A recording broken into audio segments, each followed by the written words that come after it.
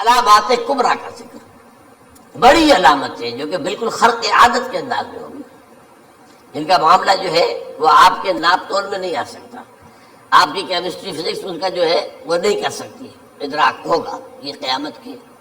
ان میں نمبر ایک کیا ہے؟ ایک بہت بڑا دھواں آئے گا، پوری دنیا کو لپیٹے گا۔ نمبر دو، دجال کا ظہور ہوگا، جو اپنی خدائی کا دعویٰ لے کر آئے گا اور بنوائے گا۔ اس کے ہاتھ میں ہو جائیں گے، قبضے میں ہو جائیں گے سارے ذرائع پیداوار کے۔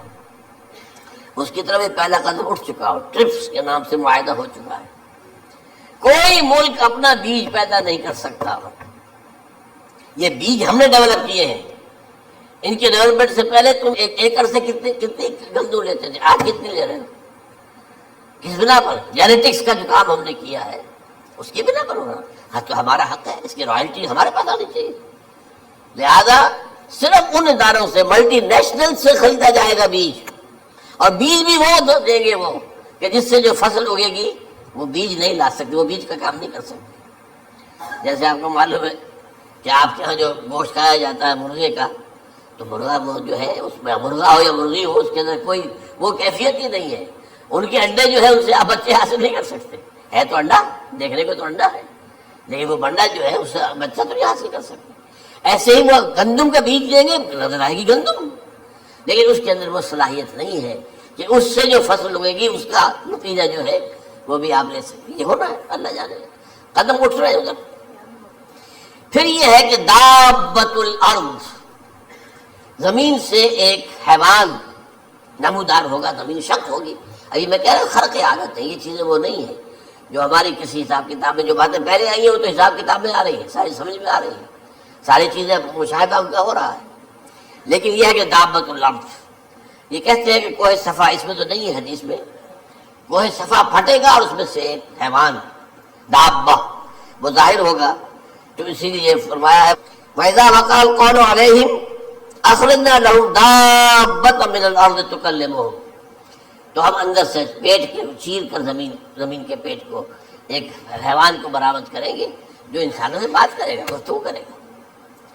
نمبر 4، طلوع الشمس من المغرب، یہ بھی خرق عادت، سورج تو طلوع ہوتا ہے مشرق سے، غروب ہوتا ہے مغرب میں، لیکن اس وقت معاملہ الٹا ہو جائے، یعنی جو کائنات کے اندر جو گڑبڑ ہوگی تو سمجھ میں بات آتی ہے کہ یہ معاملہ جو ہے یہ تو اس پورے سولر سسٹم کو اگر بدل دیتے ہیں تو مشرق مغرب ہو جانا، مغرب مشرق ہو جانا، یہ تو سمجھ میں آنے والی بات ہے۔ اس کے بعد ہے عیسیٰ ابن مریم کا نزول، جس کے بارے میں آج میں نے گفتگو کی ہے تفصیل سے۔ یہ نزول ہونا ہے، یہ علامات قیامت میں سے حضور نے بیان فرمایا ہے، اور قرآن مجید کی جو اصطلاحات ہے اس کے حوالے سے میں نص قطعی جو ہے وہ میں آپ کے سامنے رکھ چکا ہوں۔ پھر یاجوج ماجوج کا ایک معاملہ ہے، یہ میں ابھی اس وقت زیادہ اس پر بات نہیں کر سکتا۔ حضرت عیسیٰ علیہ السلام کے نزول کے بعد 2 کام ہوئے،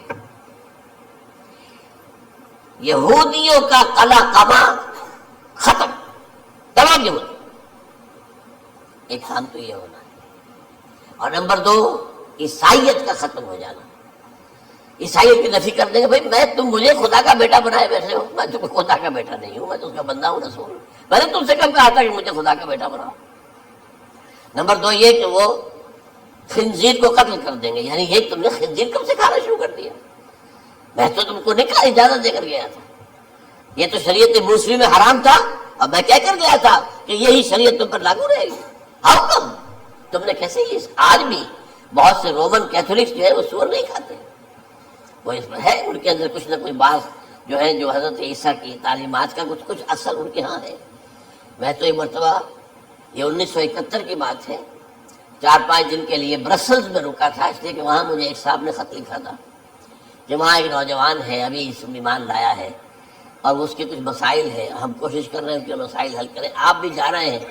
میں انگلینڈ جا رہا تھا تو واپسی پر آپ ان کے یہاں چند دن ٹھہرے، میں حیران ہوا، ویسے اس نے مجھے اپنے گھر ٹھہرایا نہیں، اس لیے کہ ماں باپ تو اس کے کرسچن تھے، اور پولیس کا چیف آفیسر اس کا باپ تھا، چیف آف پولیس فورس، اس نے مجھ سے ایک دن کھانے پہ بلایا، میں ہوٹل میں ٹھہرایا مجھے، اس نے کہا آپ اطمینان سے یہاں کھانا کھائیں، اس گھر میں نہ آج تک کوئی شراب کی بوند آئی ہے اور نہ ہی کوئی بوٹی آئی ہے سور کی۔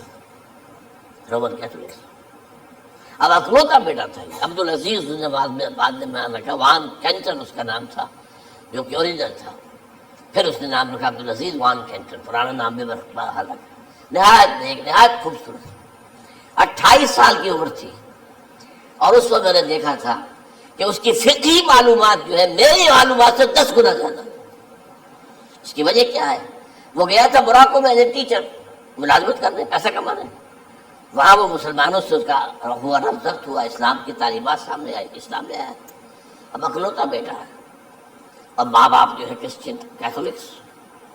جب وہاں سے واپس آیا تو پھر کہتے ہیں کہ ہمارے درمیان ایک معاہدہ ہے، وی آر لیونگ ٹوگیدر، لیکن یہ معاہدہ ہے ہم مذہب پہ بات نہیں کریں گے، بس باقی جو بھی ہے وہ ساتھ رہ رہے ہیں۔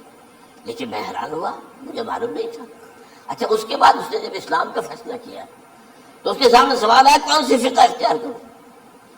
تو اس نے بڑی جو ہے تھورو اسٹڈی کی ہے تمام فقہوں کی، کمپیریٹو اسٹڈی، ان کو کرنے کے بعد پھر فائنل فیصلہ اس کا یہ تھا کہ حنبلی فقہ میں اختیار کروں۔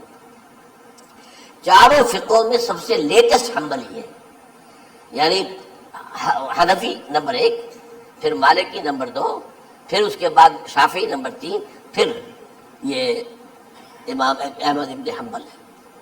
اور امام احمد ابن حنبل کے زمانے تک احادیث بہت بڑے پیمانے پر جمع ہو چکی تھی، جبکہ ابھی حضرت امام ابو حنیفہ کے زمانے میں کوئی اتنا زیادہ جو ہے حدیث کا بھی ذخیرہ نہیں بنا تھا۔ اسی پر تو لوگ حیران ہوتے ہیں کہ زیادہ حدیث امام ابو حنیفہ کے علم میں نہیں تھی، لیکن مجال ہے کہ ان کا کوئی فتویٰ جو ہے کتاب و حدیث کے، کتاب و سنت کے خلاف ہو۔ اگرچہ انہوں نے صاف کہا کہ اگر تم پاؤ کوئی ایسی سچی حدیث، پختہ حدیث جو میری کسی رائے کے خلاف ہو تو میری رائے کو دیوار پر دے مارنا اور وہ صحیح حدیث کا پیروی کرو۔ لیکن ویسے اس کے بعد یہ کمال یہ ہے کہ بہت ہی کوئی شاذ معاملہ ہے کہ جس میں ان کا کوئی فتویٰ وہ کتاب و سنت کے منافی ہو یا سنت کے منافی ہو۔ کتاب پہ تو سوال پیدا نہیں ہوتا، کتاب تو ساری ان کے سامنے موجود تھی۔ اس کے بعد یہ ہے کہ یاجوج ماجوج، اصل میں بتا رہا تھا آپ کو کہ جب عیسائیت بھی ختم ہو گئی، یہود ویسے ختم ہو گئے، استیصال ہو گیا، جڑ کٹ گئی، اب عیسائیت گویا کہ اسلام میں ضم ہو گئی، عیسائیت بہتری سے مذہب ختم، یہودی خود ختم۔ اب یہ طاقت کتنی ہو جائے گی؟ تقریباً 2/3 دنیا آ گئی، تمام اب عیسائی 2 ارب کے قریب ہے، 1 ارب 90 کروڑ ہو گئی، مسلمان بھی 1 کروڑ 50-60 لاکھ ہے، دونوں کو جوڑ لیجیے کتنے ہو گئے؟ 6 ارب کل آبادی ہے۔ لیکن اس کے بعد آتا ہے یاجوج ماجوج کا خروج۔ یہ یاجوج ماجوج میرے نزدیک چائنا اور رشیا ہے،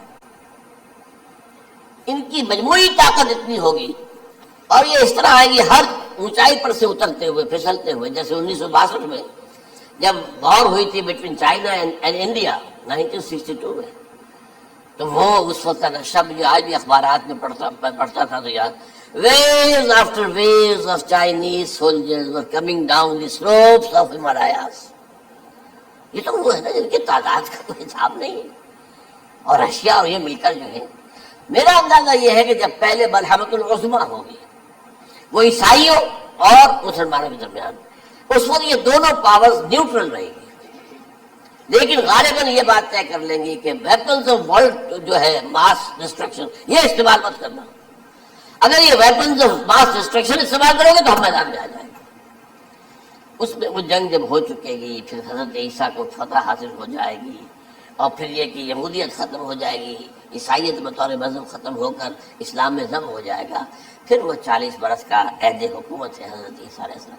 لیکن جب یہ فتح ہو جائے گی ان پر، اب یاجوج ماجوج آئیں گے اور اتنی تعداد میں آئیں گے کہ بحیرہ طبریہ جو ہے اس کا سارا پانی پی جائیں گے۔ یہ تو اگر آپ کو کبھی اندازہ ہو یا کوئی آپ جانیں ان لوگوں کو جو ان چینیوں سے واقف ہیں، وہ کہتے ہیں زمین پر ہلتی ہوئی کوئی چیزوں سے وہ چھوڑی چھوڑ کے کھا جائیں گے، جہاں وہ جاتے ہیں ایز اے لیبرر وہاں کے جو سارے کتے ہیں ختم، ساری بلیاں ختم، ہر شے وہ جو سانپ کھاتے ہیں، ہر چیز کھاتے ہیں. اور یہ تمام ایسٹرن کنٹریز کے اندر ہوتا ہے. بڑی ڈیلیشس ڈشز ہیں یہ سانپ وغیرہ وغیرہ. اور یہ جس طرح کھا جائے، پانی پیا ایک قطرہ نہیں رہے گا اس پر. تو پھر جو ہے اللہ تعالیٰ اس وقت جو ہے اس میں ایک ایسی بیماری پیدا کرے گا، یہ سب مر جائے. یہ معجزے سے ہوگا. یعنی ان کے اوپر فتح جو ہے وہ عام لڑائی کے ذریعے سے نہیں ہوگی، بلکہ اس کے اوپر فتح جو ہوگی وہ اللہ تعالیٰ سے بولے. ایک بیماری پیدا ہوگی، سب مر جائے گا. اور اس کے بعد اللہ تعالیٰ ایسے پرندے بھیجے گا بڑی لمبی لمبی گردنوں والے، وہ ان سب کو کھا جائیں گے. جیسے ہمارے ہاں گدھ ہوتے ہیں وہ ان کو صاف کر دیں گے. ورنہ تو یہ ہے کہ پوری دنیا کے اندر جو بدبو اور جو پیدا ہوتا معاملہ اس سے، تو اس نوع انسانی کی بقا ممکن نہیں تھی. ان کے سامنے کے بعد پھر یہ ہوگا کہ حکومت اسلامی جو ہے پوری دنیا میں حضرت مسیح علیہ السلام کی ہوگی. 45 برس وہ رہیں گے. اسی میں وہ کہلن بھی آ جائے گا، وہ فلماد و کہلن جو میں نے شروع میں بیان کیا تھا. اسی میں پھر یہ ہے کہ وہ شادی بھی کریں گے، ان کی اولاد بھی ہوگی. اور پھر انتقال ہوگا تو حضرت حضور صلی اللہ علیہ وسلم کے حجرے میں، وہیں پر جہاں حضور اور ابو بکر اور عمر رضی اللہ تعالیٰ عنہ دفن ہے، وہیں پہ ان کو دفن کیا جائے. اور قیامت کے دن حضور فرماتے ہیں کہ میں اور یہ تینوں ساتھ نکلیں گے. تو یہ ہے واقعات و واقعات. بہرحال اس میں یہ ہے کہ یہ نوٹ کر لیجئے کہ جہاں تک ہمارے ہاں آج کل کا معاملہ ہے، میرے نزدیک میں یہ کہنے پر مجبور ہوں، جو رفع و نزول مسیح کو نہیں مانتا وہ کم سے کم منکر حدیث ضرور ہے. میں اس سے کم کا فتویٰ نہیں دے سکتا. اب یہ ہے کہ جو لوگ مہدی کو نہیں مانتے ان کا معاملہ میں مختلف سمجھتا ہوں. چند منٹ لے رہا ہوں آپ کے وہاں، اس لیے کہ ان کی حدیثیں صحیح ہے میں نہیں ہے، بخاری مسلم میں نہیں. اور یہ کہ بہرحال ان کا معاملہ جو ہے وہ ایسا نہیں ہے حضرت عیسیٰ کا. حضرت عیسیٰ کے آنے کا جو کچھ ہوگا وہ تو میں نے آپ کے سامنے بیان کر دیا. لیکن یہ ہے کہ حضرت مہدی ہمارے نزدیک اس میں خلق عادت کوئی ہے ہی نہیں. جیسے ہر صدی کے مجدد ہوتے ہیں، آخری صدی کے مجدد وہ ہوں گے، اور میرے نزدیک یہی آخری صدی ہے اور اسی میں حضرت مہدی کا ظہور ہو جانا. سعودی عرب میں کوئی خانہ جنگی ہوگی کسی بادشاہ کے انتقال پر، اور پھر اس وقت یہ ظاہر ہوں گے. اس وقت ملک کے حالات کو سنبھالنے کے لیے لوگ ان کو زبردستی نکالیں گے، چھپے ہوئے ہوں گے ایک گھر میں. یہ حضرت ام سلمہ رضی اللہ تعالی عنہ کی روایت ہے کہ ایک بادشاہ کے انتقال پر یہ خانہ جنگی ہو جائے گی اور ایک شخص مدینے سے بھاگ کر مکے میں چھپ جائے گا. یہ تو ہے ان کے الفاظ، میں توجیہ کر رہا ہوں. یہ لوگ ان کی طرف دیکھ رہے ہوں گے کہ یہ جو وقت آیا ہے فتنے کا ہماری قوم پر، ہمارے ملک پر، تو ان کی شخصیت ایسی ہے کہ یہ بیچ میں آئیں، صلح صفائی کرائیں، اور وہ جو ہے اس ذمہ داری سے بچ کر بھاگیں گے اور جا کر مکے میں چھپ جائیں گے. پھر لوگ انہیں تلاش کر کے نکالیں گے اور زبردستی ان کے ہاتھ میں بیعت کریں گے، ورنہ وہ اتنے بڑے منصب کو. اور پھر یہ بھی ہے، ایک حدیث میں آتا ہے یصلحوا فی لیلۃ واحدہ، ایک رات میں ان کی مکمل اصلاح کر دیں گے. یعنی اگر کوئی تھوڑا بہت نقص اور عیب کوئی ہوا بھی، کوئی کمی کوتاہی ہوئی بھی، تو اللہ تعالیٰ ایک رات میں اصلاح کروا دیں. لیکن ہمارے نزدیک اس قدر کوئی خرق عادت ہے ہی نہیں. البتہ جو کہتے ہیں اہل تشیع، وہ خرق عادت ہے کہ ان کے 12ویں امام جو ہے وہ بچپن ہی کے اندر اس خوف سے کہ جو بنو عباس بادشاہ ہیں وہ ان کو قتل کر دیں گے، تو وہ ایک غار میں چھپا دیے گئے. اب وہ 1200 برس سے اس غار کے اندر چھپے ہوئے، اور اس کے بعد وہ ظاہر ہوگی، وہ امام مہدی ہوں گے. اس میں خرق عادت ہے. لیکن میں یہ کہتا ہوں کہ محض خرق عادت کی بنیاد پر ہم اس کی نفی نہیں کریں گے. کیوں؟ کیا ہم یہ نہیں مانتے کہ اصحاب کہف 300 برس تک سوئے رہے؟ یہ کیا عام بات ہے؟ حضرت عزیر علیہ السلام اللہ نے انہیں موت دی، موت، اور 100 برس کے بعد زندہ کر کے اٹھا لیا. تو خرق عادت حضرت عیسیٰ کو ہم اتنا بڑا خرق عادت مانتے ہیں کہ اٹھا کر آسمان پر، تیسرے آسمان کے اوپر ہے، موجود ہے، اب بھی ہے. شب معراج میں تیسرے آسمان پر حضور کی ملاقات ان سے ہوئی. تو یہ خرق عادت کی بنیاد پر نفی نہیں ہم کرتے. ہو سکتا ہے، لیکن یہ کہ اس کے لیے ہمارے پاس کوئی دلیل نہیں، کوئی احادیث نہیں، کچھ نہیں، اس لیے ہم اس کو نہیں مانتے. البتہ خود وجود جو ہے حضرت مہدی کا وہ کوئی عجیب بات نہیں ہے. وہ تو جیسے پہلے بھی آئے ہیں ہمارے مجددین، ایسے مجدد ہو گے اور دین کو تازہ کر دیں گے. ایک صحیح اسلامی ریاست جو ہے وہ عرب میں قائم ہو جائے گی دوبارہ. حضور نے فرمایا وہ عدل اور انصاف سے عرب کو اسی طرح بھر دے گا جیسے کہ وہ اس سے پہلے ظلم اور جور اور زیادتیوں کے اس سے بھری ہوئی ہوگی. تو یہ کام ہوگا, یہ تو مجدد کا کام ہوتا ہی ہے اس حوالے سے. لیکن بہرحال میں نے پھر بھی کہا کہ اگر احادیث کی کمزوری کی وجہ سے کہ صحیح عین میں نہیں ہے, اگر کوئی شخص انکار کرے تو مجھے کوئی اعتراض نہیں ہے, ٹھیک ہے. لیکن جو حضرت عیسیٰ کے نفع سماوی اور حضرت عیسیٰ کے نزول کا انکار کرتا ہے, وہ کم سے کم, میں انہیں اور آگے کوئی فتویٰ نہیں دیتا کہ وہ کافر ہو گئے یا یہ ہو گئے یا وہ ہو گئے, لیکن منکر حدیث کے لائن میں تو وہ لازمت کھڑے ہو گئے.